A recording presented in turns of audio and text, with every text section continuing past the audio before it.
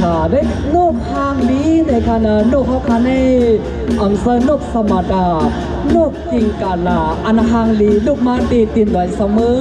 ตีลอยหิมะบนกาดในเขาพี่น้องค่ะสังก็มีพี่น้องเขาค่ะเขาชาสู้ในโลกเขาคันได้กินเบอร์ไม่เด็กกระดากินเบอร์เงินเบอร์คำเป็นนกที่อันกดเนี่ยขึ้นมาในพื้นใต้เขาค่ะเดี๋ยวมือปันผ้าเป็นเสาเขาค่ะอะไรสปริงยูใต้งานเลยค่ะเนาะ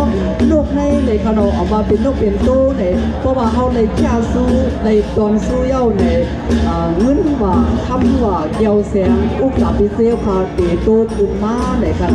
ย้อนว่าเป็นนกกินกาลานกพอดเนี่ยเป็นตัวสัตว์ที่อัน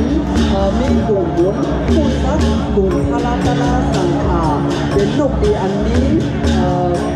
ที่ตั้งผู้ตั้งแหลมในขณะอันเป็นนกธรรมดาเลยก็ขึ้นมาตีเป็นเลยสม